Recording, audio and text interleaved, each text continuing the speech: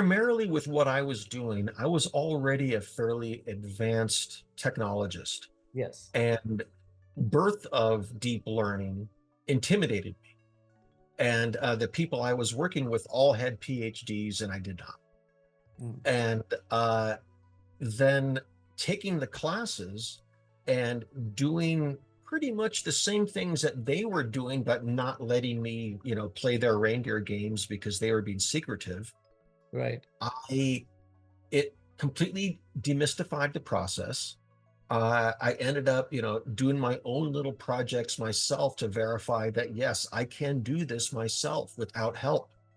Right. And then that gave me the confidence to kind of look at what my mother's law firm needed and just say, I don't need help. I can do this entire thing myself. Amazing. Yeah. And then at the same time, I had complete confidence in my negotiations with Samsung, Hmm. where they were basically what they were looking for was somebody who could do what I was doing without my confidence, Right. that they could push around. These courses from OpenCV universities, how have they helped you in your career? You mentioned before the face recognition part, it helped you understand face recognition better. Are there other ways that you're using them in a, on an ongoing basis? It helped me primarily in understanding that there wasn't something that I didn't understand underneath this. Yeah.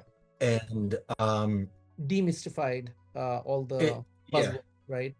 yeah. And also through the courses, I guess, in my MBA program, I'd gotten used to the idea of grabbing finance white papers, but I had never gotten, you know, I just never really grabbed AI white papers or scientific white papers and read them. Mm, And then from those OpenCV courses, I just said like, oh, well, why not? What's to stop me? exactly. Right. And because you had to do it for some of the homework assignments, Right. it further demystified that again.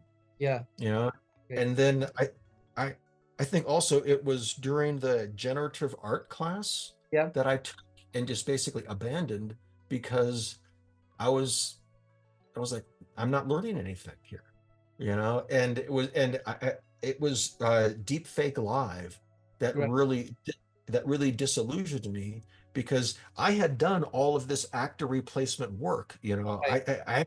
I'm the author of the deep fake patent, you know, and Right. to look at that thing and how they do it, I'm just like, man, that's a whole ton of work for not really very good results.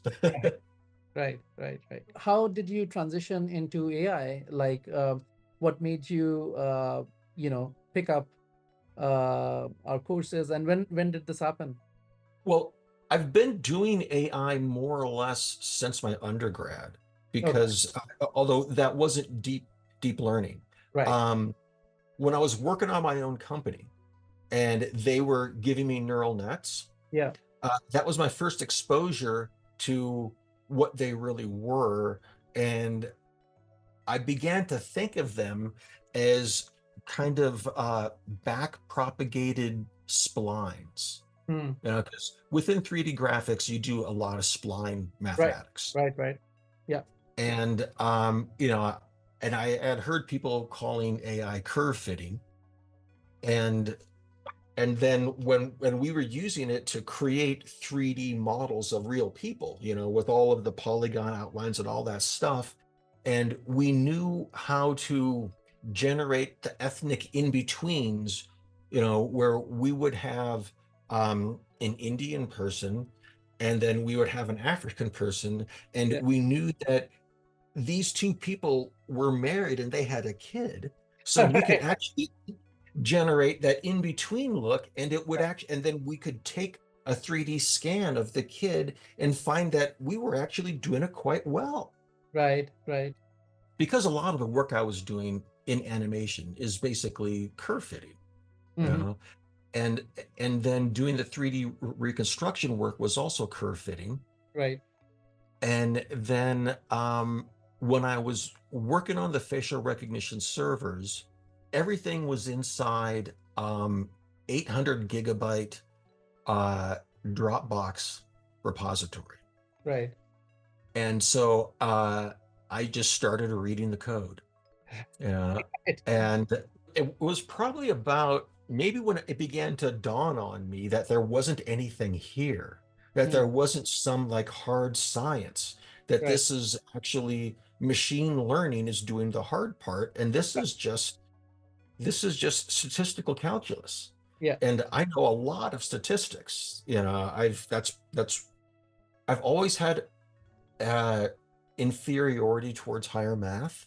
Mm, So I went deep into statistics because I could find the same answers and it logically worked in my head. It's funny to me because even when taking the deep learning class from you, I remember you describing the derivative of an image. right. I'm just like, wait a minute. That's all you're doing? Wait a minute. Exactly. Right. You know, Yeah. and So the fancy terms, when we use fancy terms, you feel that, oh, maybe there's something really really deep inside it, but oh, this is just differences of neighboring pixels, right, in x and y direction. Right. yeah, exactly. Yeah.